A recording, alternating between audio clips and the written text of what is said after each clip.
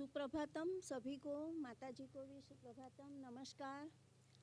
मैं KJ Somaiya trust, Somaiya संस्कृति विहार और सोमैया विद्या विहार की तरफ से रीटा धामे आप सभी का स्वागत करती हूँ, माता जी को नमन करती हूँ।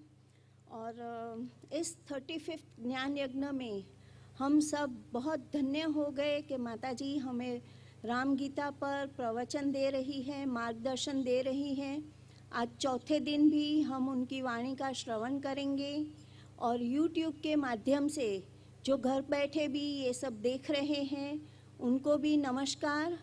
और एक दूसरी अच्छी बात है कि हमारे पास ये रिकॉर्डिंग्स हमेशा के लिए रहती है, तो चाहे हम यहाँ पर सिर्फ ज्ञान यज्ञ में ही नहीं, उसके बाद भी पूरे वर्ष हम माता जी के और दूसरे सभी महानुभावों के व्याख्यान का लाभ ले सकते हैं।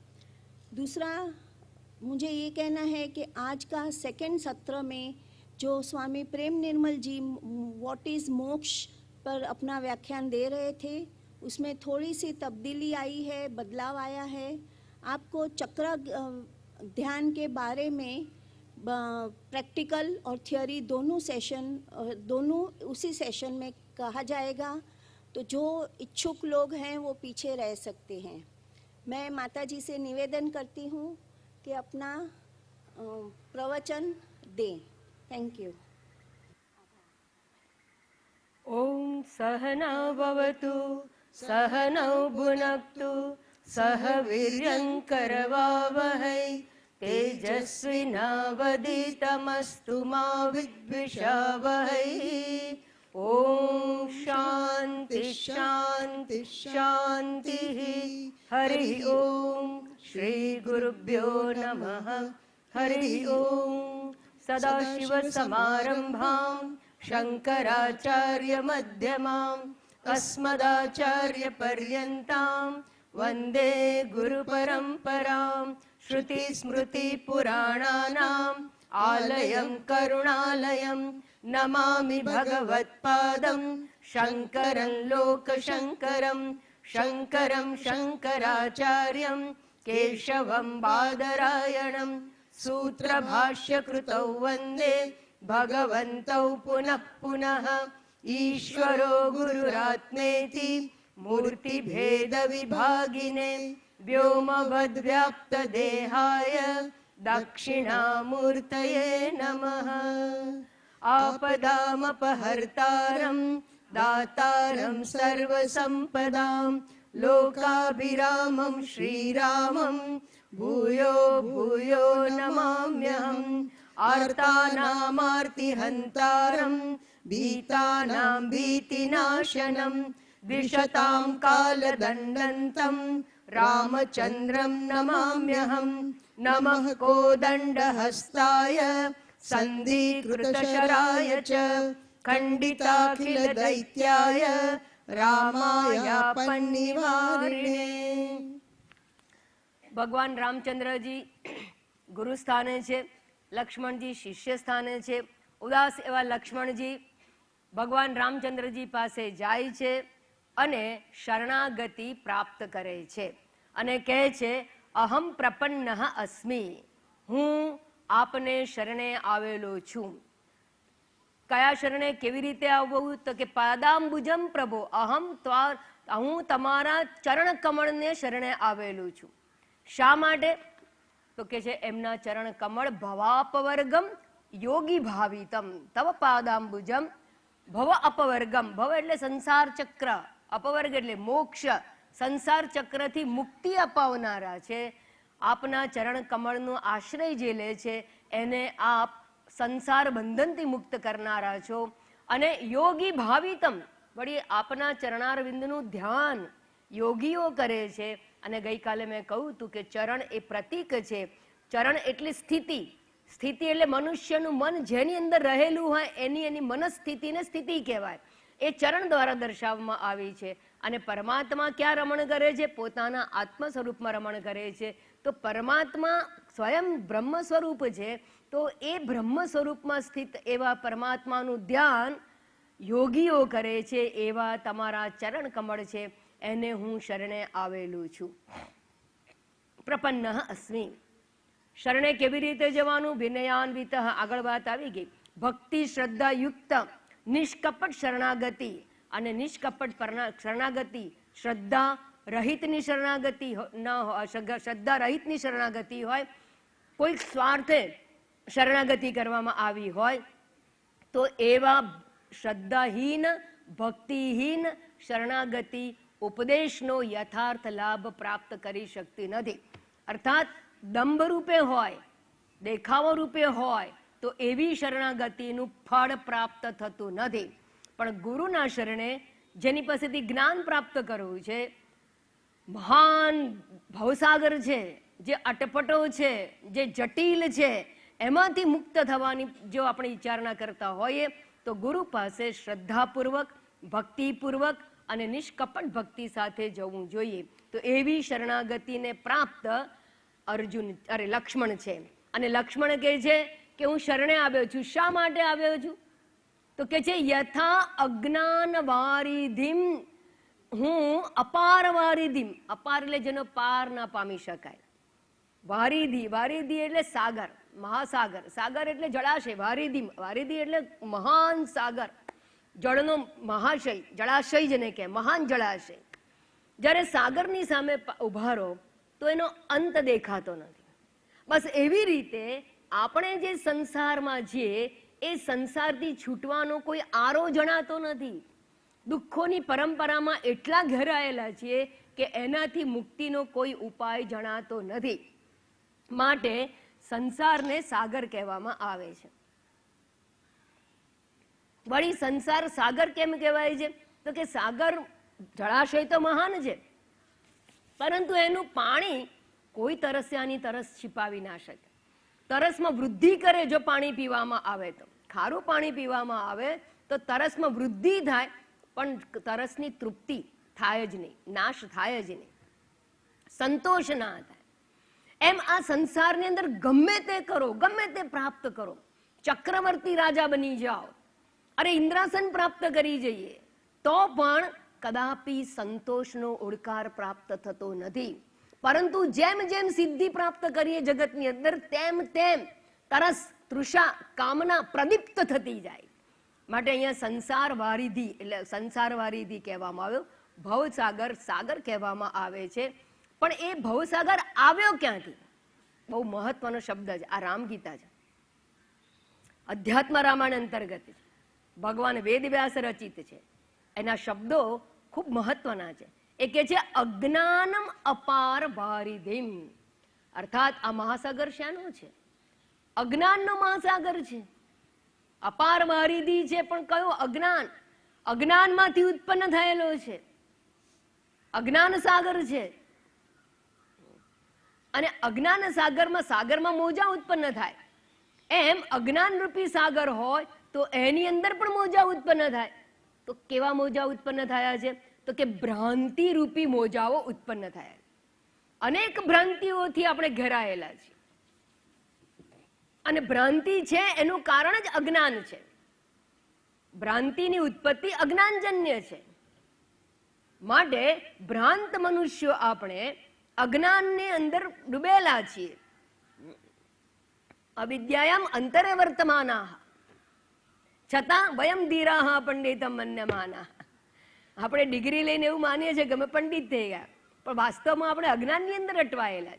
ઉપનિષદ કહે છે, અહીંયા પણ કહે છે અજ્ઞાનમ અપારવારી. અજ્ઞાનમાંથી વળી કઈ ભ્રાંતિ જન્મી છે? ભ્રાંતિ ખબર પડે છે, અને એનું કારણ અવિદ્યા છે. અવિદ્યા અવ્યક્ત હોય, પણ ભ્રાંતિ વ્યક્ત છે. ત્રણ પ્રકારની ભ્રાંતિ, ત્રણ વિષયગત ભ્રાંતિ રહેલી છે. જેમ કે દોરીના અજ્ઞાનથી સર્પની ભ્રાંતિ જન્મે. તો સર્પની ભ્રાંતિ જન્મી કેમ? દોરીનું અજ્ઞાન છે માટે, અધિષ્ઠાનનું અજ્ઞાન છે માટે. માટે આપણને પણ અજ્ઞાનથી ભ્રાંતિ જન્મી છે. કઈ ભ્રાંતિ જન્મી છે? તો પહેલામાં પહેલી ભ્રાંતિ એ છે કે હું કરતા છું, હું દેહ છું, દેહોહમ, એવી દ્રઢમતી છે. કદાચ ક્યારેક એવો ખ્યાલ આવે છે, એવું નથી, એવી દ્રઢતા છે. હું શરીર છું, શરીર સુખે સુખી, શરીર દુખે દુખી. મોટા ભાગનો વ્યવહાર એના પર આધારિત. વળી હું મારા કર્મની કરતા છું. દેહાભિમાન હોય ત્યાં કર્તૃત્વ આવી જ જાય. શરીર દ્વારા થયેલા કર્મો મેં કર્યા, ઇન્દ્રિયો દ્વારા થતા કર્મો હું કરું છું, અને હું કર્મ કરું છું માટે જેવા કર્મ કરું એવા ફળ ભોગવું છું, અર્થાત હું ભોગતા છું. આ ત્રીજી ભ્રાંતિ. આ ભ્રાંતિ છે, એ અજ્ઞાનજન્ય છે.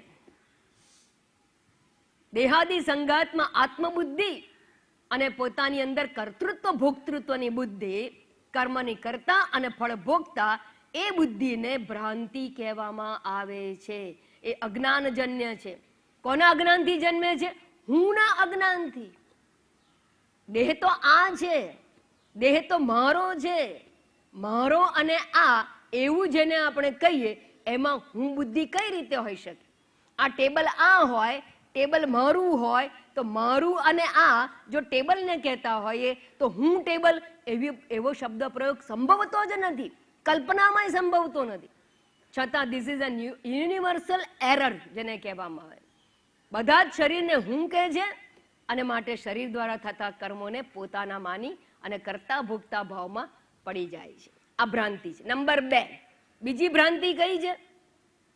કે આ જગત છે એ નિત્ય છે, આપણે તો ચાલ્યા જઈશું.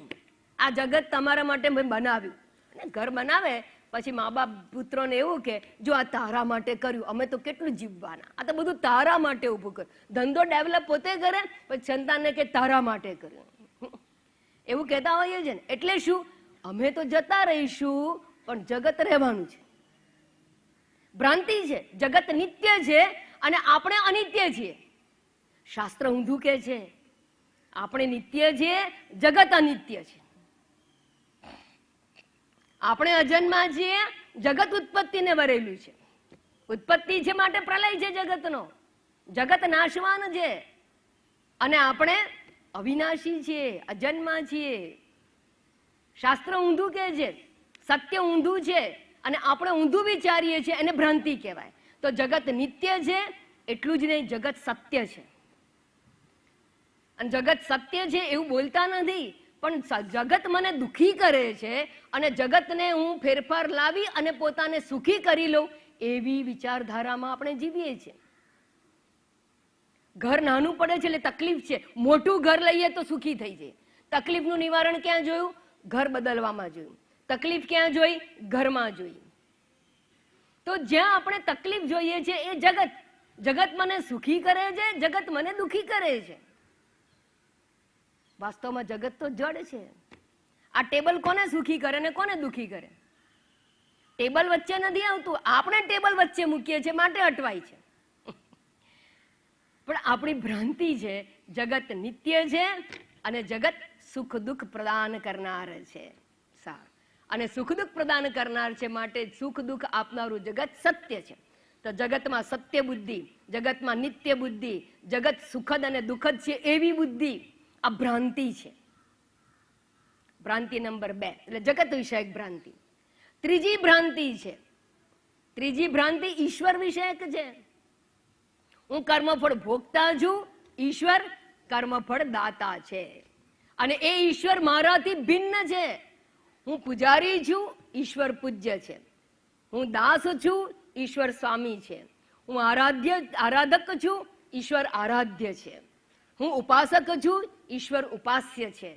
આ પ્રકારની જે ભેદ બુદ્ધિ છે, હું અને ભગવાન જુદા છીએ, ભિન્ન છીએ, એવી ભેદ બુદ્ધિ, ઈશ્વરથી પોતાને જુદા જાણવું એ પણ ભ્રાંતિ છે.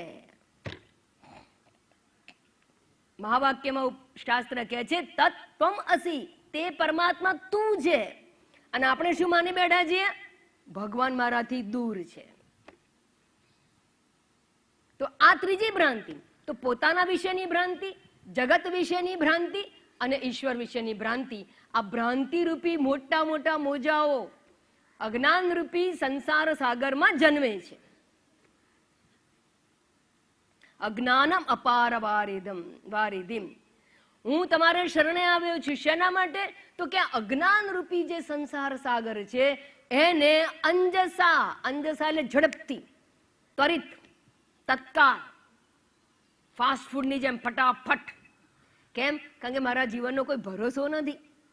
વળી લક્ષ્મણની તીવ્ર મુમુક્ષા બતાવે છે યથા અંજસા સુખમ તરિષ્યામી, જેવી રીતે ઝડપથી આ અજ્ઞાન સાગરને તરી જવું. એટલે અજ્ઞાન સાગરને તરવાની ઉત્કંઠા બતાવે છે, તીવ્ર મુમુક્ષા બતાવે છે. એ પોતે શોર્ટકટ કહે છે કે મને સરળ માર્ગ બતાવો, સીધો માર્ગ બતાવો, આમ ઊંધા કાન નહીં પકડાવો, સીધે સીધું બતાવી દો. રાજમાર્ગ જોઈએ છે એને, રાજયોગ જોઈએ છે. કેમ કે વિલંબ અસહ્ય છે. જ્યારે ક્રિટિકલ સંજોગો હોય, જ્યારે કોઈ પેશન્ટ હોય ને, ક્રિટિકલ કન્ડિશન હોય, તો શું કરવું પડે? આઈસીયુમાં દાખલ થવું પડે. લક્ષ્મણ આઈસીયુમાં દાખલ થયો છે. માટે એ કે છે મને ઝડપથી આ ભવસાગરમાંથી પાર કરો.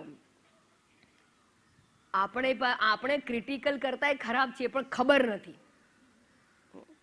ખબર નથી. મોતને ભેટવા તૈયાર છીએ, બહાર નીકળવા તૈયાર નથી, જન્મ મૃત્યુના ચક્રમાં પડવા તૈયાર છીએ, મૃત્યુને પહેલે પાર જવા તૈયાર નથી. લક્ષ્મણસિંહ સજાગ છે, શુકદેવજી સજાગ હતા. મૃત્યુ દેખાયું અને એનો ઉકેલ શોધવાનો પ્રયત્ન કર્યો. એમ અહીંયા લક્ષ્મણજી પણ સજાગ છે. એ કે છે મને વિલંબ અસહ્ય છે, મારી અવસ્થા, મારી ઉંમર, આપની ઉંમર. જ્ઞાન પ્રદાયક જે ગુરુ હોય ને એ પણ મર્યાદિત હોય શરીર રૂપે, અને શરીર વગર તો એ પણ ઉપદેશ ના આપી શકે. કેટલાક કે ને મને ગુરુ આવીને સ્વપ્નમાં બોલી જાય, કોઈ સ્વપ્નમાં ના બોલી શકે. એ આપણી ભ્રાંતિ કે કલ્પના જ હોય. સ્વપ્ન માત્ર કલ્પના છે. તો સમય બહુ ઓછો છે. કેવો છે? નલિની દલગત જલમતિ તરલમ તદ્વ જીવિતમ અતિશય ચપલમ. માટે અંજસા ઝડપથી સુખમ તરિષ્યામી. સુખમ એટલે અનાયાસે, સરળતાથી, મહેનત વગર. એટલે તમે મને એવું ના કહેતા કે હઠયોગ કરો, આસન કરો, પ્રાણાયામ કરો, હવે મારી ઉંમર થઈ ગઈ એટલે પલાઠી મારો, અથવા તમે એવું ના કહેતા કે પદ્માસનમાં બેસો, લાંબો સમય ટટ્ટાર બેસી રહો. આ બધું નહીં કહેતા. કેમ? કારણ કે અમે લોકો હવે અવસ્થામાં નથી. એટલે સુખેથી, લક્ષ્મણજી કહે છે સરળતાથી માર્ગ છે, સરળતાથી.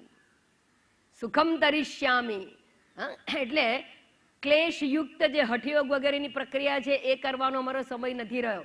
મંત્રોચ્ચાર કરવાની વાત કરો છો, ગળું કામ આપતું નથી. ખાંસી ચાલ્યા કરતી હોય, કારણ કે વૃદ્ધાવસ્થાનું નામ જ ખાંસી અવસ્થા. અને એટલે અમને એ બધામાં નહીં કહેતા, પાડતા નહીં. જેવી રીતે કેવટે તમને સરયુ પાર કર્યા ને, એમ તમે અમને ભવ પાર કરો. લક્ષ્મણજીની પ્રાર્થના છે. યથા અંજસા સુખમ તરિષ્યામી, જેવી રીતે આ અજ્ઞાન સમુદ્રને સુખથી તરી જઈએ તે પ્રમાણે મામ અનુશાધી, મારા ઉપર શાસન કરો. શાધી શબ્દનો અર્થ છે ને શીખવો. સાધી એટલે રૂલ કરવું નહીં, શાસન એટલે રૂલ નહીં, શાસ્તા એટલે શાસ્ત્ર પરથી શબ્દ આવે, શાસ્ત્રને શીખવે. એટલે મામ અનુશાધી, મને શીખવો. અર્જુને પણ એવું કહ્યું હતું, શ્રેયસ્યાદ નિશ્ચિતમ બ્રૂહિ તન્મે શિષ્યત્વમ શિષ્યસ્તેહમ શાધી મામ ત્વામ પ્રપન્નમ. હું તમારે શરણે આવ્યો છું, મામ શાધી, મને શીખવો, મને ભણાવો. કેમ એવું કહ્યું? કારણ કે આ જે સંસાર પ્રાપ્ત થયો છે તો અજ્ઞાન સાગર છે, અજ્ઞાનમાંથી ઉત્પન્ન થયો છે. તો એનું નિવારણ કઈ રીતે થાય? માત્ર જ્ઞાન દ્વારા થાય. લક્ષ્મણજીને આ ખબર છે. અર્જુન ધર્મ સંબુડ ચેતા હતો, લક્ષ્મણજી ઉત્કૃષ્ટ જીવન જીવ્યા છે, વૈરાગ્ય મૂર્તિ છે, સંયમની મૂર્તિ છે, ધર્મની મૂર્તિ છે. માટે એને ખબર છે કે આ અજ્ઞાનજન્ય છે, અને આ અજ્ઞાનજન્ય જે સાગર છે, સંસાર સાગર છે, એને કેવી રીતે સરળતાથી હું પાર કરી જઉં એ યુક્તિ મને બતાવો, એ વિદ્યા મને પ્રદાન કરો, એ મને શીખવો. અનુશાદી એટલે શું? એટલે એ કહે છે કે મને નિયમિત શાના માટે શીખવું છે? ભાઈ, ઘણા લોકો અધ્યયન કરતા હોય છે, પણ અધ્યયન કરવા માટેના હેતુ બી ઘણા બધા હોય છે. કેટલાક લોકોને ડિગ્રી જોઈતી હોય માટે ભણતા હોય, કેટલાકને વિદ્વાન થવું હોય માટે ભણતા હોય, કેટલાકને નોકરી જોઈતી હોય માટે ભણતા હોય, કેટલાકને બીજાને ભણાવવા હોય માટે ભણતા હોય, કેટલાકને અભિમાનમાં વૃદ્ધિ કરવી હોય કે મારે આ બધું ભણ્યું છે, આ બાકી છે, હવે તમે અમને આ ભણાવો. એટલે શું? અભિમાનમાં વૃદ્ધિ કરવી. કેટલાકને ભણ્યાનો સંતોષ લેવો હોય, અમે ઉપનિષદ તો ભણી પણ બ્રહ્મસૂત્ર રહી ગયું, હવે શું થયું? એ બાકી રહી ગયું. એટલે અમારે એ બાકી રહ્યું છે ભણાવો. શેના માટે એવું નહીં જોવાનું. પછી ભૌતિક લાભાર્થે જણાવો, મંત્ર વેદતા થવા માટે ભણાવો. કોઈક એવો જિજ્ઞાસુ હોય, મુમુક્ષુ હોય, ઈશ્વરનો અનુગ્રહ પ્રાપ્ત કરાયેલો હોય, એ કહે છે મને ભવસાગર પાર કરવા માટે, મોક્ષ પ્રાપ્ત કરવા માટે શીખવો. મામ અનુસાધી, મને શીખવો. અનુસાધી શબ્દ વાપરીને કહ્યું કે 1 દિવસ કે 4 દિવસના પ્રવચન સાંભળવાથી કલ્યાણ નથી થતું. એમાં તમને પ્રેરણા મળે છે, એમાં તમને સમજ પ્રાપ્ત થાય છે કે પ્રોબ્લેમ ક્યાં છે, સમસ્યા શું છે. જેમ પહેલા તમે ગાડી લઈને મિકેનિક પાસે જાઓ તો મિકેનિકને કહો કે ગાડી ચાલતી નથી, પણ આપણને ખબર નથી શું નથી ચાલતું, એમાં કેવી રીતે નથી ચાલતું, ક્યાં ગડબડ છે. તો પહેલા તો ચેક કરવામાં આવે. આ ચેક કરે એટલે ખબર પડે કે આમાં જેક બદલવાનો છે કે સ્ક્રૂ બદલવાનો છે. હે એવી રીતે આ થોડા સમય માટેના શ્રવણથી તમને સમજાય કે સંસાર સાગર અજ્ઞાનજન્ય છે, અજ્ઞાન નિવારણથી જ મુક્તિ છે, બીજા ન અન્ય પંથાહા, એ પણ સમજ પડે. અજ્ઞાન નિવારણ કરવું હોય તો વિદ્યા પ્રાપ્ત કરવી પડે. વિદ્યા પ્રાપ્ત કરવા માટે વિદ્યા શાખામાં જવું પડે, વિદ્યા શાખાની અંદર ગુરુ પાસે જવું પડે, ગુરુ ઉપસદન કરવું પડે, એ પણ સમજાય છે. અને ગુરુ ઉપસદન કરવું હોય તો એના માટે ક્વોલિફાય થઈને જવું જોઈએ. આ બધી વાતોની સમજ પ્રાપ્ત કરવા માટે આ બરાબર છે. પણ જો ખરેખર એકવાર નક્કી કરો કે મારે મોક્ષ જ જોઈએ છે, તો મોક્ષ પ્રાપ્તિ માટે એકવાર જેમ શાળામાં દાખલ થયા પછી 1 મહિના પછી પાછા આવો, પછી પાછા જાઓ, એવું હોય છે? કન્ટિન્યુઅસ ભણે છે. કેટલા વર્ષ ભણીએ? એકવાર સ્કૂલમાં દાખલ થયા પછી કેટલા વર્ષ ભણીએ છીએ? હા, અરે હોતું હશે 25-30 વર્ષ સુધી છોકરા કે છે હજી આ બાકી ભણવાનું, આ માસ્ટર ડિગ્રી લેવી છે. ડિગ્રી લે પછી માસ્ટર ડિગ્રી, માસ્ટર ડિગ્રી પછી પીએચડી કરવું છે, હજી ભણ્યા જ કરવું છે. એક ફેકલ્ટી ભણ્યા બીજી ફેકલ્ટીનું ભણવું છે, ડબલ ડિગ્રી લેવી છે, અનેક પ્રકારનું ભણવાનું છે, ભણ્યા જ કરો છો. અને અહીંયા અધ્યાત્મનું જ્ઞાન લેવાનું હોય તો ક્યાં સુધી શ્રવણ કરવાનું, કેટલું ભણવાનું? એટલે ભણ્યા જ ક્યાં છો તમે? દાખલ થયા છો, પહેલા દાખલ થાવ. પહેલા સ્કૂલમાં દાખલ થાવ તો વિદ્યાર્થીને યુનિફોર્મ આપવામાં આવે. તમે ધારણ કર્યો છે? ના, દાખલ થવું પડે નિયમિત. સમજો, દીર્ઘકાળ પર્યંત નિયમિત પદ્ધતિસરનું શાસ્ત્રનું શ્રવણ ગુરુ પાસે જઈને કરવું પડે, ત્યારે એ જ્ઞાન પ્રાપ્ત થાય. કયું જ્ઞાન? યા વિદ્યા સા વિમુક્તય, જે મુક્તિપ્રદાયક જ્ઞાન છે એ પ્રાપ્ત થાય. લક્ષ્મણજી કહે છે તમે મારા પર અનુશાસન કરો, અર્થાત મને શીખવો, હું તૈયાર છું બેસવા માટે. આમ પણ લક્ષ્મણજીએ તો પોતાનું જીવન છોડીને, બધું રાજ મહેલ બધું જ છોડીને ભગવાન રામજીના ચરણમાં હતા. હવે એની અંદર જિજ્ઞાસા જાગી છે. વિવેક ચૂડામણીમાં શંકરાચાર્યજી કહે છે દુર્લભમ ત્રયમેવૈતત દેવાનુગ્રહ હેતુકમ, ઈશ્વરના અનુગ્રહનું પરિણામ છે શું? મનુષ્યત્વ, મુમુક્ષુત્વ, મહાપુરુષ સંશ્રય.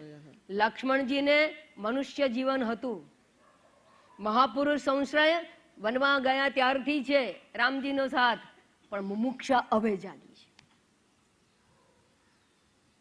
મુમુક્ષા ના જાગે ત્યાં સુધી જ્ઞાન નકામું છે. એટલે હવે એ કહે છે મામ અનુસાદી, મારા ઉપર શાસન કરો, અર્થાત મને શીખવો. આમ 5 શ્લોક દરમિયાન ઉપોદઘાત પૂરું થયું, અર્થાત અનુબંધ ચતુષ્ટયની વિચારણા પૂરી થઈ. એમાં ગુરુનું લક્ષણ, શિષ્યનું લક્ષણ, ગુરુ ઉપસદન વિધિ અને જ્ઞાન માટેની પ્રાર્થના કરવામાં આવી.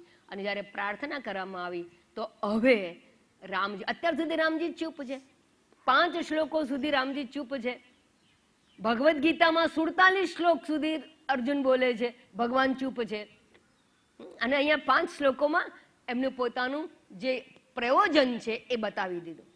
ગ્રંથનું પ્રયોજન અને લક્ષ્મણજી શિષ્યનું પ્રયોજન એ પણ બતાવ્યું. ગુરુ પાસે જઈએ તો સપ્રયોજન જવું જોઈએ. ગુરુ પાસે જઈએ તો સમય બરબાદ કરવા નહીં, પોતાનો કે બીજાનો. સપ્રયોજન જવું જોઈએ. અને જો ગુરુ હોય તો એની પાસે કયું પ્રયોજન લઈને જવાય? માત્ર વિદ્યા પ્રાપ્તિ માટે. અને કેવી વિદ્યા પ્રાપ્તિ? અજ્ઞાન નિવારક વિદ્યા પ્રાપ્તિ. કેવી વિદ્યા પ્રાપ્તિ? સંસારથી મુક્ત કરાવનારી વિદ્યા પ્રાપ્તિ. અને એના માટે જવું જોઈએ. તો એનું પ્રયોજન પણ અહીંયા બતાવી દેવામાં આવ્યું. જ્યારે આ પ્રકારે લક્ષ્મણજી રામજી પાસે ઉપસ્થિત થયા ત્યારે હવે રામજી જે ઉત્તર આપે છે, ઉપદેશનો આરંભ કરે છે, અને એ શ્લોક નંબર 6 ની અંદર કહ્યું છે. શ્રુત્વાથ સૌમિત્રિવચોખિલં તદા શ્રુત્વાથ સૌમિત્રિવચોખિલં તદા શ્રુત્વાથ સૌમિત્રવચોખિલં તદા શ્રુત્વાથ સૌમિત્રિવચોખિલં તદા પ્રાહ પ્રપન્નાર્તિહરઃ પ્રસિન્નધીઃ પ્રાહ પ્રપન્નાર્તિહરઃ પ્રસન્નધીઃ પ્રાહ પ્રપન્નાર્તિહરઃ પ્રસન્નધીઃ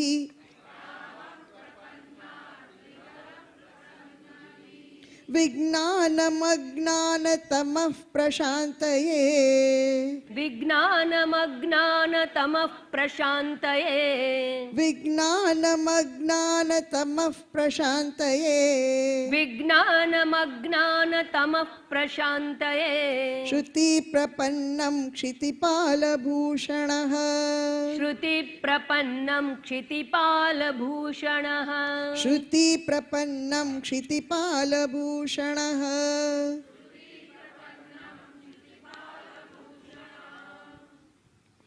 હવે શ્લોક નંબર 6 થી શ્લોક નંબર 10 ની અંદર સમગ્ર ઉપદેશને સંક્ષેપમાં આપવામાં આવ્યો છે. આ આપણી શિક્ષણ પ્રણાલિકા છે. આરંભની અંદર શિષ્યને કે શ્રોતાને ઉત્તમ અધિકારી સમજી અને સંક્ષેપમાં સમગ્ર ઉપદેશ આપી દેવામાં.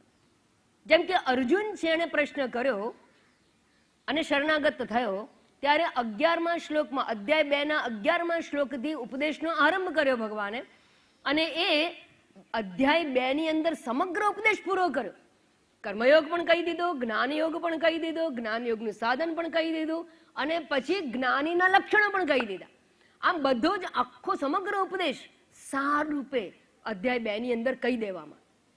એને ઉપક્રમ સંક્ષેપ કહેવામાં પણ આવે છે. એને ભગવદ્ ગીતાનો બીજ રૂપ અધ્યાય પણ કહેવામાં આવે છે. જેમ બીજમાંથી વૃક્ષ ઉત્પન્ન થાય એમ બીજા અધ્યાયને સમજાવવા માટે સમગ્ર ભગવદ્ ગીતાના અધ્યાયો છે. એટલે 3 થી 17 અધ્યાય સુધી આ બીજા અધ્યાયનો વિસ્તાર માત્ર છે. બસ એવી રીતે અહીંયા પણ ઉપનિષદની અંદર પણ આ પરંપરા છે. તમામ ઉપનિષદની અંદર ખંડ 1 ખંડ 2 હોય એ તમે જોતા, વલ્લી 1 વલ્લી 2, તો આરંભની અંદર સમગ્ર ઉપદેશ આપી દેવામાં આવે. અને કૈનોપનિષદમાં તો સુંદર નિરૂપણ છે કે પહેલા ઉત્તમ અધિકારી સમજીને ઉપદેશ આપી દેવામાં આવે. પછી શિષ્યને પૂછ્યું, ભણાઈ ગયું, સમજી ગયા? તો કે હા.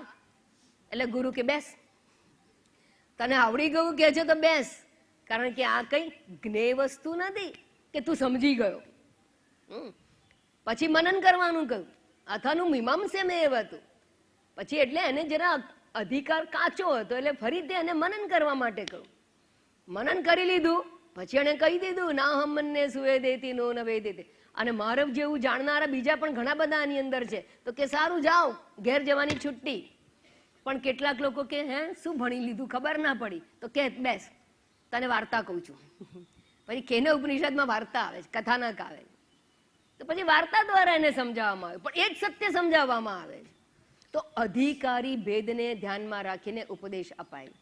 અહીંયા પણ રામ ગીતામાં રામચંદ્રજી લક્ષ્મણને 6 થી 10 શ્લોકની અંદર ઉપદેશનો સંક્ષેપ આપી દે છે. સંક્ષેપની અંદર, ટૂંકની અંદર સમગ્ર ઉપદેશ આપવાનો પ્રયત્ન કરે છે. અહીંયા શરૂ થાય છે અથ. ઉપદેશનો આરંભ અથ એટલે ત્યારબાદ. વ્યાસજીએ પણ શરૂ કરતા શું કહ્યું? અથા તો બ્રહ્મ જિજ્ઞાસા. અથ, અથ એટલે ત્યારબાદ. ત્યારબાદ એટલે શેના બાદ? લક્ષ્મણજીએ પ્રશ્ન પૂછ્યા બાદ, લક્ષ્મણજી શરણે આવ્યા બાદ, લક્ષ્મણજી ઉત્તમ અધિકારી સિદ્ધ થયા બાદ, લક્ષ્મણજીને સાંભળી લીધા બાદ, લક્ષ્મણજીના ચૂપ થયા બાદ. અથ શબ્દના અનેક અર્થ છે. એના પછી અને અથ શબ્દ વિષયાંતર પણ સૂચવે છે કે ભાઈ હવે લક્ષ્મણજીની વાત પૂરી થઈ, હવે રામચંદ્રજીની વાત શરૂ થાય છે. અથ શ્રુત્વા, સૌમિત્રી વચઃ શ્રુત્વા. સૌમિત્રી એટલે લક્ષ્મણ, સુમિત્રાનંદન સૌમિત્રી કહેવાય. સૌમિત્રી વચઃ એટલે સુમિત્રાનંદન લક્ષ્મણજીના વચનો સાંભળ્યા બાદ, શ્રુત્વા, ત્યારબાદ કેટલા વચન છે? અખિલમ, અખિલમ વચઃ શ્રુત્વા, જે એને કહેવું તો બધું પહેલા એકવાર સાંભળી લીધું. ગુરુનું પણ એક લક્ષણ હોય છે કે શિષ્ય જ્યારે પ્રશ્ન કરે ત્યારે એને એક્ઝોસ્ટ થવા દેવાનું. કારણ કે પ્રશ્ન કરતા પણ નથી આવડતું હોતું, કારણ કે ગૂંચાયેલો છે. ગૂંચાયો ના હોય તો પ્રશ્ન કરી શકે સરળતાથી, પણ પ્રશ્ન જ સમજાતો ના હોય એટલે એને વિસ્તારપૂર્વક વર્ણન કરવામાં આવતું હોય છે. તો એ શિષ્યને ધીરજપૂર્વક સાંભળવું એક ગુરુનું લક્ષણ છે. અને એની સામે સરદય ભાવે જોઈ લેવું, એને સાંભળીને પ્રહસન્ન ધીહી, પ્રસન્ન ધીહી, પ્રપન્ન આરતી હરહ. હવે જ્યારે લક્ષ્મણજીની વાત પૂરી થઈ ત્યારે બધી સંપૂર્ણ વાત પૂરી થઈ પછી પ્રપન્ન આરતી હરહ, આરતી એટલે દુઃખ, પ્રપન્ન એટલે શરણાગત, શરણાગતના દુઃખનું હરણ કરનારા, પ્રપન્ન આરતી હરહ. શરણાગત વત્સલ, શરણે આવેલાના દુઃખને દૂર કરવામાં સમર્થ એવા રામચંદ્રજી કેવા છે? પોતે પ્રસન્ન ધીહે. એ પ્રસન્ન ધીહી, પ્રસન્ન બુદ્ધિ છે. પ્રસન્ન બુદ્ધિ એટલે કેવી? પ્રસન્નતા અને સુખ કે હર્ષ એ બંનેમાં ફેર છે. પ્રસન્ન બુદ્ધિ એટલે શાંત, પ્રશાંત બુદ્ધિ છે. વિચલિત કે વિહવળ નથી, અજંપો કે ઉચાટ નથી.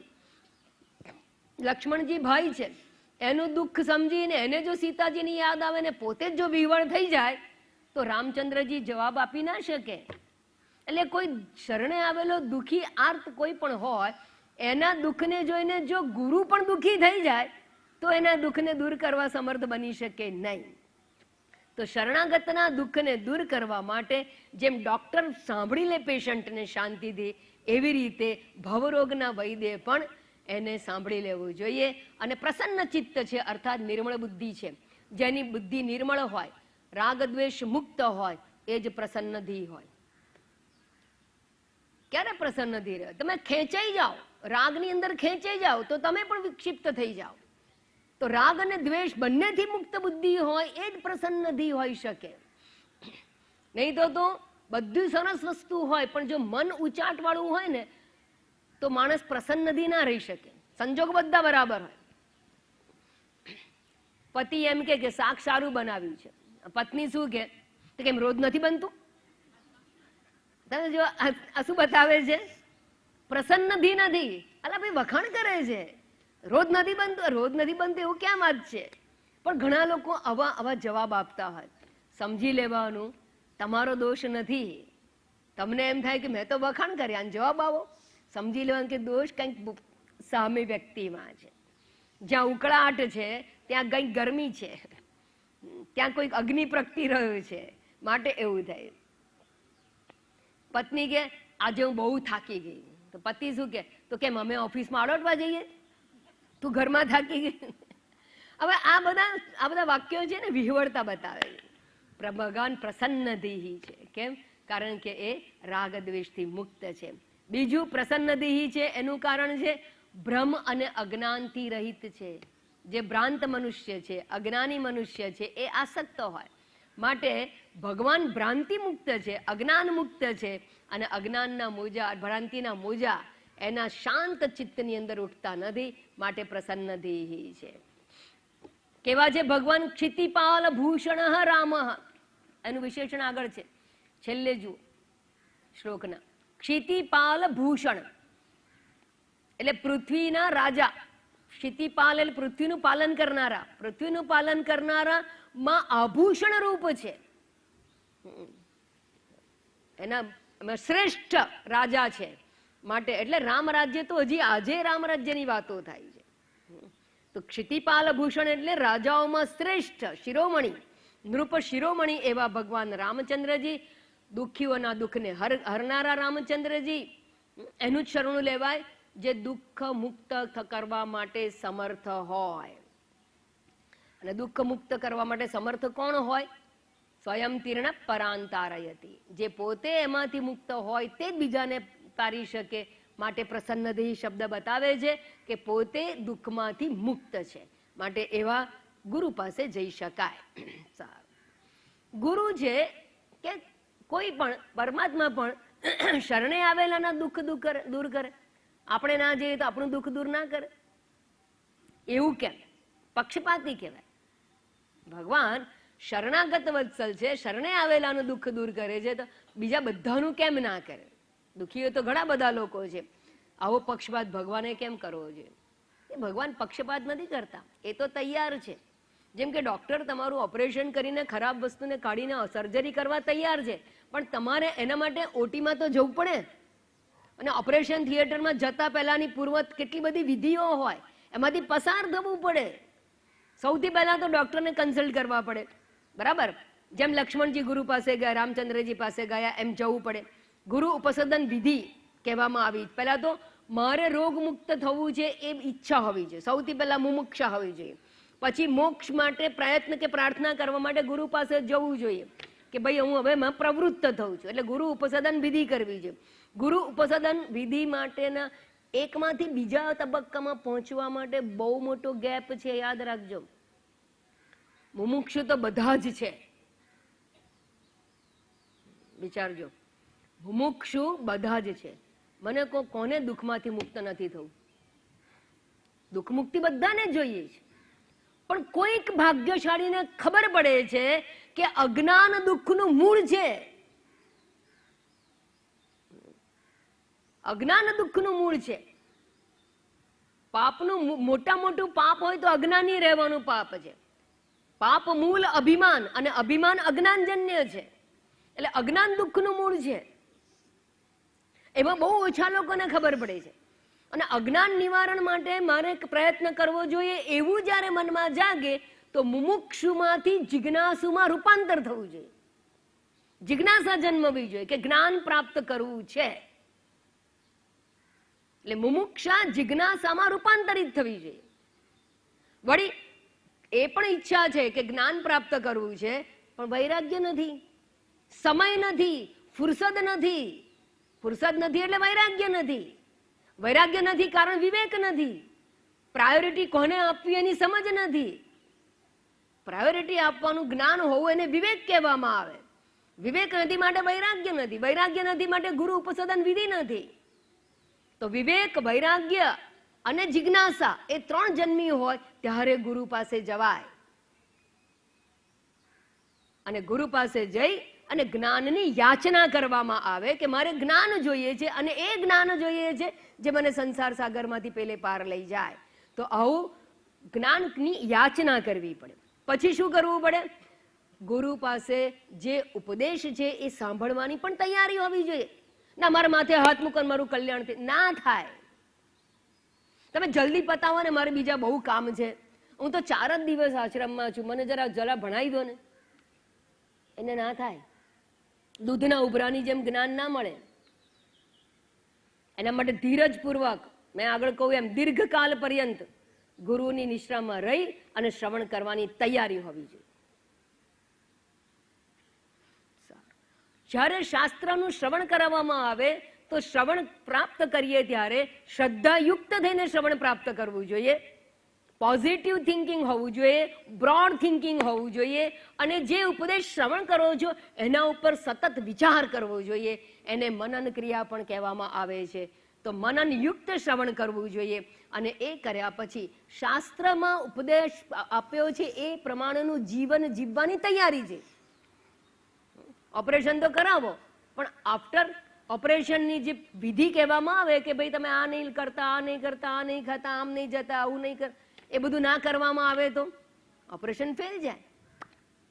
તો એના ઉપદેશ પછી એને એ પ્રમાણે જીવવાની તૈયારી હોવી જોઈએ.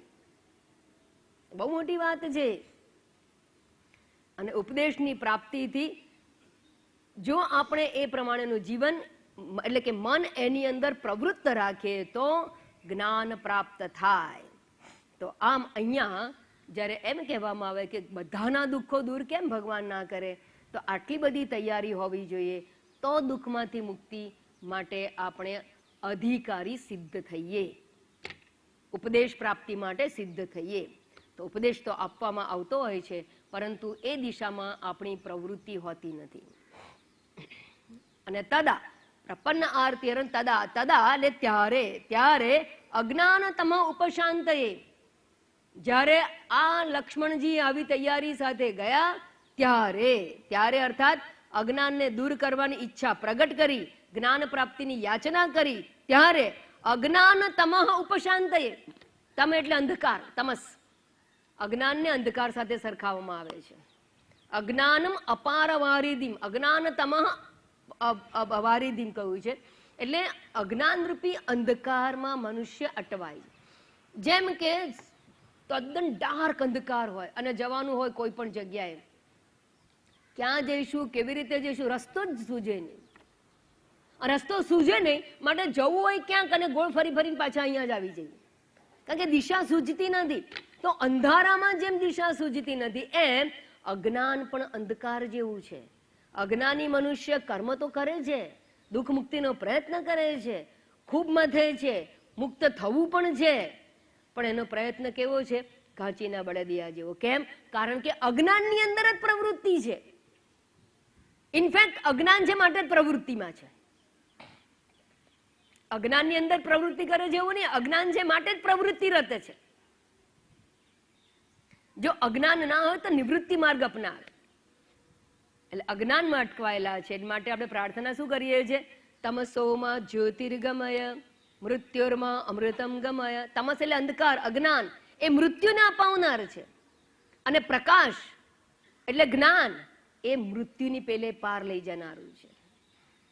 અસત્યો માહેથી પ્રભુ પરમ સત્ય તું લઈ જા, ઊંડા અંધારેથી પ્રભુ પરમ તેજે તું લઈ. પરમ તેજ એટલે જ્ઞાન સ્વરૂપ, એ જ્ઞાન પંથે તું મને લઈ જા. તો અજ્ઞાન તમઃ ઉપશાંતયે, અહીંયા કે છે અજ્ઞાન રૂપી તમસ છે એને, એ અજ્ઞાનને દૂર કરવા માટે, કારણ કે જ્યાં સુધી અજ્ઞાન છે ત્યાં સુધી દુઃખથી મુક્ત થવાની કલ્પના માત્ર ભ્રાંતિ છે. એટલું યાદ રાખો. આ જન્મે પ્રયત્ન નહીં કરો, આવતા જન્મે નહીં કરો, કંઈ ચિંતા નહીં કરતા, તમારું રીબર્થ રિઝર્વેશન તૈયાર જ છે. દુઃખી થવાની જો આપણી તૈયારી હોય તો મોક્ષ માટે પ્રયત્ન કરવાની કોઈ જ જરૂર નથી. કેમ? કારણ કે દુઃખ તો મળવાનું જ છે, એમાં કોઈ તમને વાંધો નથી, એ તો પાક્કું જ છે. કંઈ નહીં કરો તો મળવાનું જ છે. પણ દુઃખમાંથી મુક્ત થવું હોય તો એક જ ઉપાય છે, અને અજ્ઞાન નિવૃત્તિ. જ્યાં સુધી અજ્ઞાન છે ત્યાં સુધી દુઃખ મુક્તિ નહીં થાય. આ કે ને ગરમ તવો હોય, એના પર પગ મૂક્યો હોય અને પછી દજાતું હોય એટલે શું કરીએ? એક ઊંચો કરીએ, પછી શું કરીએ? બીજો વધારે અસહ્ય થાય બીજો ઊંચો કરી દઈએ, પછી બીજો જરા ઠંડો પડે નીચે મૂકેલો કેવો થાય? પાછો ગરમ થાય એટલે પાછો ઉપર કરે, પાછો નીચે કરે, પાછો કેવું થાય? બસ એમ થયા થઈ થયા જ કરે. સંસાર કદાપી માણસને દુઃખ મુક્તિ નહીં આપે. બહુ સ્પષ્ટ સમજ રામગીતામાં આપવામાં આવેલી છે. અજ્ઞાન જ એક મૂળ કારણ છે. અજ્ઞાનથી જ દુઃખી છીએ. અજ્ઞાન નિવારણનો પ્રયત્ન કરવો જોઈએ. લોકો કે છે ઉપદેશથી શું થાય? અરે ઉપદેશ વગર શું થાય એ સમજો. પણ બધા સાંભળે છે ને તો એવા ને એવા છે. પણ મેં કહું જો નહીં સાંભળ્યું હોત તો ઓર કેવા હોત? ના સાંભળ્યું હોત તો આપણે કેવા હોત? એના કરતા ત્યાં અટક્યા છીએ, એ સમજમાં તો અટક્યા છીએ, અધઃપતન થતા અટક્યા છીએ, એ કરતા અટક્યા છીએ. તો અજ્ઞાન નિવૃત્તિ ખૂબ જરૂરી છે. માટે આપણે ત્યાં જ્ઞાનનું પ્રાધાન્ય છે. આપણે નોલેજ ઓરિએન્ટેડ છીએ. જ્ઞાન વિતરણ માટે એક નિઃશુલ્ક જ્ઞાન આપવામાં આવે છે સંસાર સાગરમાંથી મુક્ત થવા માટેનું. અને જ્ઞાન એ જ જીવનના તમામ દુઃખોની નિવૃત્તિનું સાધન છે. માટે સર્વિસ ઓરિએન્ટેડ આપણે નથી, વી આર નોલેજ ઓરિએન્ટેડ. આપણે પ્રકાશની પૂજા કરીએ છીએ, અંધકારની નહીં. મીણબત્તી હોલવતા નથી. આપણે સૂર્યોદય છે એને પૂજીએ છીએ. સૂર્યોદય થાય, પ્રકાશ આવે ત્યારે એની પૂજા થાય છે. એ સિમ્બોલિક છે.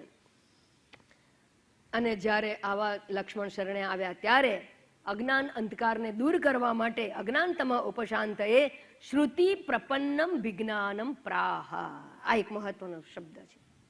ભગવાન રામચંદ્રજી બોલ્યા, પ્રાહ પ્રકર્ષેણ આહ, બોલ્યા. પદ્ધતિસર જે જ્ઞાન આપવું જોઈએ, જે પ્રકારે જ્ઞાન અપાવવું જોઈએ એ પ્રકારનો ઉપદેશ આપ્યો.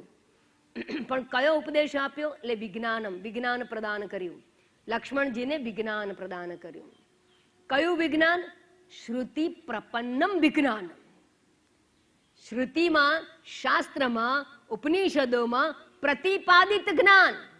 અર્થાત રામચંદ્રજીએ ઉપદેશ તો આપ્યો, પણ પોતાની કલ્પનાનો નહીં, પોતાનો નવો ચીલો નથી કર્યો, એક વ્યક્તિની ફિલોસોફી નથી, પરંપરાગત પ્રાપ્ત જ્ઞાનનો ઉપદેશ આપ્યો, શ્રુતિ પ્રતિપાદિત જ્ઞાનનો ઉપદેશ આપ્યો. અને શ્રુતિ એ ઈશ્વરનું સર્જન છે, વેદ એ સનાતન છે, અને વેદ સૃષ્ટિની ઉત્પત્તિ વખતે પ્રગટ થયેલા છે, માટે વેદને અપૌરુષેય કહેવામાં આવ્યા છે. મનુષ્યની બુદ્ધિ મર્યાદિત છે, અને મર્યાદિત બુદ્ધિ દ્વારા જે કંઈ જ્ઞાન પ્રાપ્ત કરવામાં આવે એમાં મર્યાદાનો દોષ રહેલો છે, દેશકાળથી મર્યાદિત હોય. પણ જે શાસ્ત્ર વાક્ય છે એ સનાતન છે, માટે દેશકાળની મર્યાદાથી મુક્ત છે. અને એવા જ્ઞાનની વાત રામચંદ્રજી લક્ષ્મણજીના પોતાના પ્રિય ભાઈ, શરણે આવેલા ભક્ત, અનુજ એવા લક્ષ્મણજીને ઉપદેશ આપ્યો. એને પોતાની વાત નથી કરી, પરંપરા, અહીંયા પરંપરાનું દર્શન કરવામાં. અને એ પરંપરાને વરેલા ભગવાન રામચંદ્રજી પણ ગુરુ પાસે ગયા છે, એ વશિષ્ઠ મુનિ પાસે ગયા. રામચંદ્રજી સીતા સ્વયંવરમાં સીતાની સાથે લગ્ન થયા બાદ પાછા મહેલમાં આવે છે. ત્યારબાદ ઉદાસીનતાને પ્રાપ્ત, જેમ લક્ષ્મણજીને અત્યારે ઉદાસીનતા પ્રાપ્ત થઈ, રામચંદ્રજીને એ વખતે ઉદાસીનતા પ્રાપ્ત થઈ. વાલ્મીકીના ઋષિમાં કુળમાં જઈને ભણી આવ્યા, રાક્ષસોનો ધ્વંસ પણ કર્યો. ત્યારબાદ લગ્ન થયું, સ્વયંવર થયો, લગ્ન થયું, પાછા જયારે રાજમહેલમાં આવ્યા ત્યારે રામચંદ્રજીને ઘેરી ઉદાસીનતા છવાઈ ગઈ હતી. રાજકાજમાં રસ નહોતો, કોઈ પણ જે મહેલના ભોગો છે એમાં રસ નહોતો, અને કોઈ પણ પ્રવૃત્તિમાં એમને રસ ન રહ્યો. ત્યારે ઉદાસીન થયેલા રામચંદ્રજીને જોઈને દશરથજીને ચિંતા થઈ કે ગાદી એને સંભાળવાની છે, અને આ તો ઉદાસીન થઈને બેઠા છે. એને નથી રાજકાજમાં રસ, નથી મહેલના ભોગોમાં રસ, નથી કોઈ પ્રવૃત્તિમાં રસ, એ નથી એને મિત્રો સાથે જવામાં રસ. અને આવી ઉદાસીનતામાંથી એને મુક્ત કરવા માટે કુલગુરુ વશિષ્ઠજીને બોલાવવામાં આવ્યા, અને વશિષ્ઠજીએ રામચંદ્રજીને ઉપદેશ આપ્યો, અને એ ઉપદેશનું નામ છે યોગ વાસિષ્ઠ મહારામાયણ. તો રામચંદ્રજી પણ પરંપરાગત જ્ઞાન પ્રાપ્ત કર્યું છે. ભગવાન શ્રી કૃષ્ણ સંદીપની ઋષિમાં આશ્રમે જઈને જ્ઞાન પ્રાપ્ત કર્યું. એટલું જ નહીં, પ્રાપ્ત કર્યા પછી પોતે કહે છે એવમ પરંપરા પ્રાપ્તમ ઇમમ રાજર્ષયો વિદુહુ. આ પરંપરાગત પ્રાપ્ત થયેલું જ્ઞાન છે. અને આપણું જ્ઞાન એ ગુરુ અને શિષ્ય, ગુરુ શિષ્ય પરંપરા દ્વારા જ્ઞાન પ્રાપ્ત થયું છે, એટલે શ્રવણ દ્વારા જ્ઞાન પ્રાપ્ત થયું છે. માટે જે જ્ઞાન શ્રવણ દ્વારા પ્રાપ્ત થયું છે એને શ્રુતિ કહેવામાં આવે છે. અને એ ઉપનિષદ જ્ઞાનગત જ્ઞાન છે, માટે ઉપનિષદને પણ શ્રુતિ કહેવામાં આવે. અને શ્રુતિ એટલે શું? શ્રવણ દ્વારા પ્રાપ્ત થાય એવું કેમ? વાંચીને ના થાય. તમે કોઈ પણ ભજન જુઓ, સંગીતની ચોપડી જેમાં લખ્યું હોય ને સા રે ગ મ પદ, હવે આમ બધું સારે ગ મ પદ ની સા લખ્યું એટલે ગાવાનું કેવી રીતે? ચોપડીમાં ખબર પડે? સા રે ગ મ પદ એવી રીતે થાય ના. સા રે ગ, સા રે ગ, ત્રણ બે રીતે બોલ્યું. સા રે ગ કેટલી રીતે બોલ્યું? ત્રણ રીતે. સા રે ગ, સા રે ગ, સા રે ગ. હવે મને કહો, આ લખીને બતાવો મને, લખીને બતાવો. લખવાથી ના પત્તો ખાય, એને સાંભળવું પડે.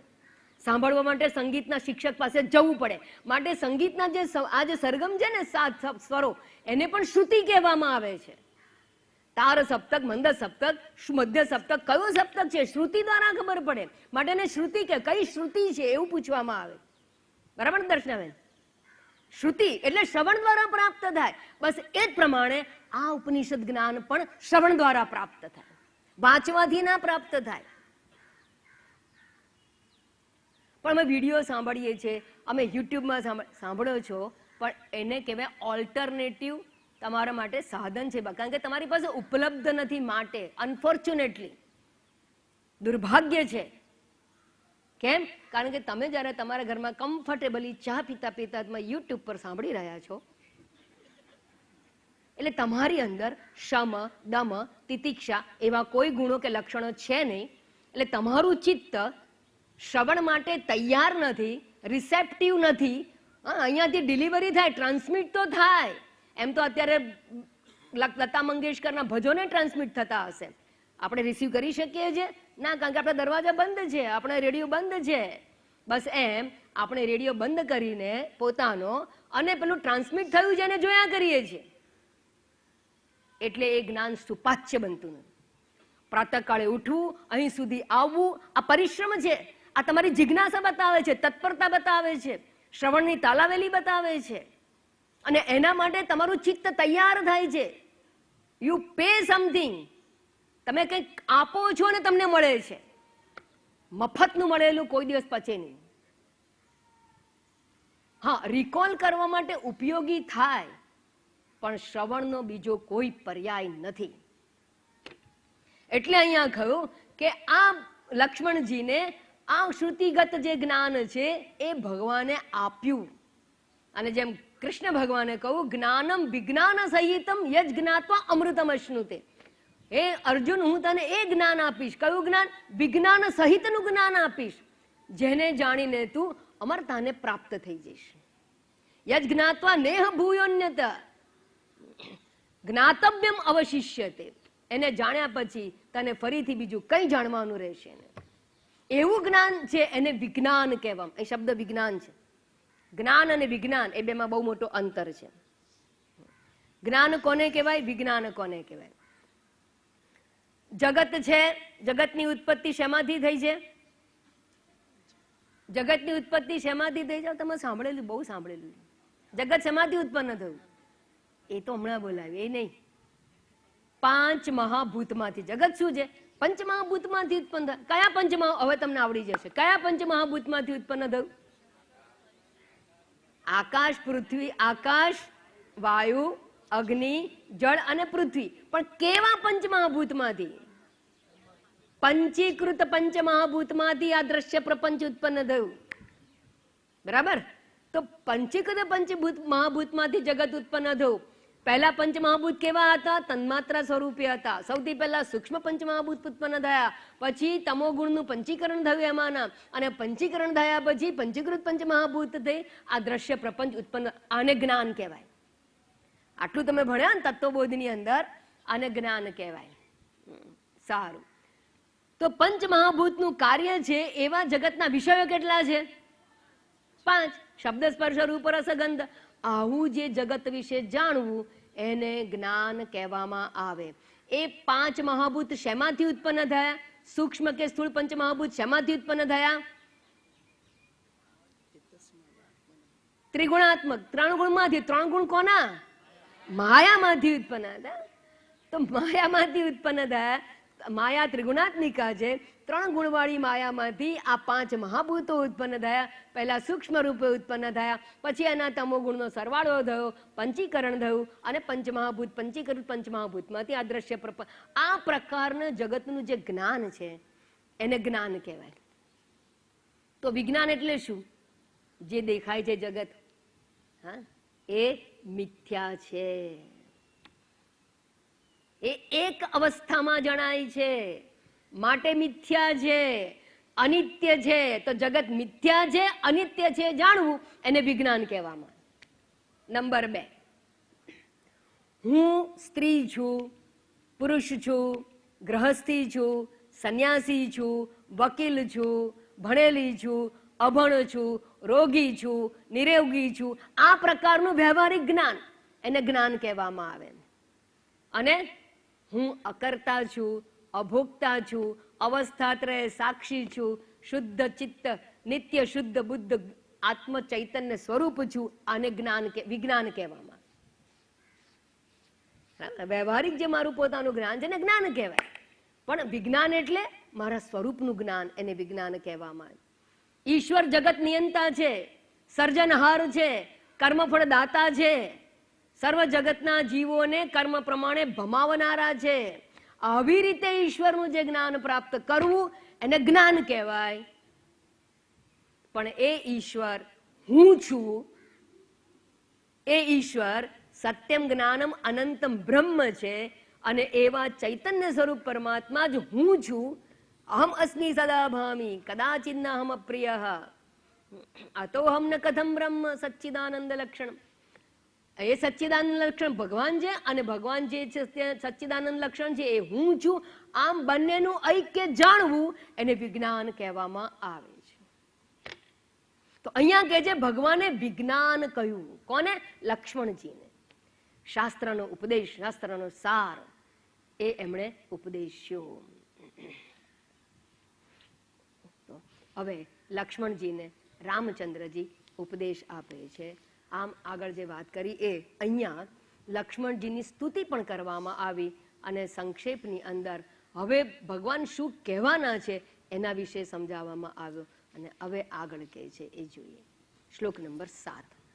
આદૌ સ્વર્ણાશ્રમ વર્ણિતા ક્રિયા. આદૌ સ્વર્ણાશ્રમ વર્ણિતા ક્રિયા. આદૌ સ્વર્ણાશ્રમ વર્ણિતા ક્રિયા. આદૌ સ્વર્ણાશ્રમ વર્ણિતા ક્રિયા. કૃત્વા સમાસાદિત શુદ્ધ માનસઃ. કૃત્વા સમાસાદિત શુદ્ધ માનસઃ. કૃત્વા સમાસાદિત શુદ્ધ માનસઃ. કૃત્વા સમાસાદિત શુદ્ધ માનસઃ. સમાપ્ય તત્પૂર્વમુપાત્ત સાધનઃ. સમાપ્ય તત્પૂર્વમુપાત્ત સાધનઃ.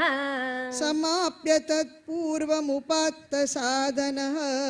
સમાપ્ય તત્પૂર્વમુપાત્ત સાધનઃ. સમાશ્રયેત સદ્ગુરુમાત્મલબ્ધયે. સમાશ્રયેત સદ્ગુરુમાત્મલબ્ધયે. સમાશ્રયેત સદ્ગુરુમાત્મલબ્ધયે. સમાશ્રયેત સદ્ગુરુમાત્મલબ્ધયે. ઓમ પૂર્ણમદ પૂર્ણમિદં પૂર્ણાત પૂર્ણમુદચ્યતે પૂર્ણસ્ય પૂર્ણમાદાય પૂર્ણમેવાવશિષ્યતે. ઓમ શાંતિ શાંતિ શાંતિ. હરિ ઓમ. શ્રી ગુરુભ્યો નમઃ. હરિ ઓમ.